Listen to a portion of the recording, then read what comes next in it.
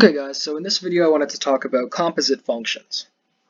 Now, composite functions, they're similar to the operations of functions in that they still use a number of functions and they combine them, but they combine them in a different way, and I'll show you how. So let's say we have two functions, our classic f of x or f and g, right?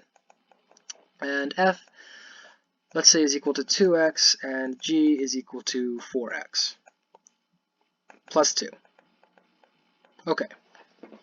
Now, let's say we wanted to take a certain x value, okay, and we wanted to put it through this f function, right, so that it becomes 2x, okay, and then we wanted to put it into the g function so that it becomes 4 times 2x, okay, plus 2, okay, so we're basically plugging in 2x into the g, okay. Now what would this look like? Well, let's think about that.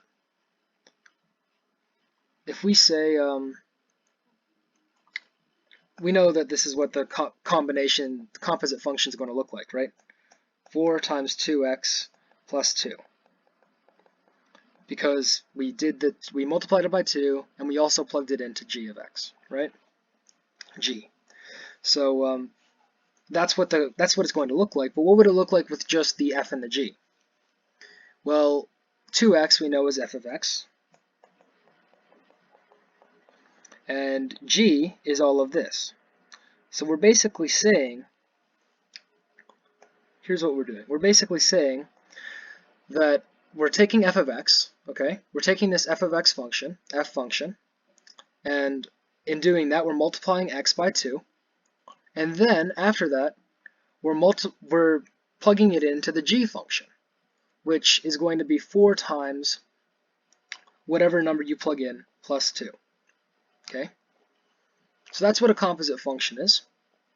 And let's just do another example just to make sure we really get it. So let's say f of x is equal to 5x and g of x is equal to 1 over x, okay? And we want to plug in g of x into f of x. So we're going to say f of g of x, okay? So we're basically saying we're going to take g of x, whatever it ends up being, and we're going to plug it into f, okay? So that's basically saying f of 1 over x, right? Because that's the function. F of 1 divided by x. Because g of x is 1 over x.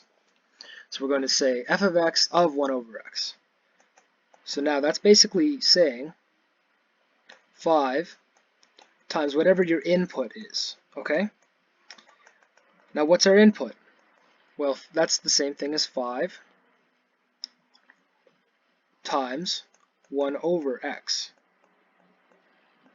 okay? So we're replacing the input section with whatever g of x is, and that's 1 over x, which is just 5 over x, okay? So you can see how it's different because we're basically saying we're going to plug in one function into another in order to have a certain output.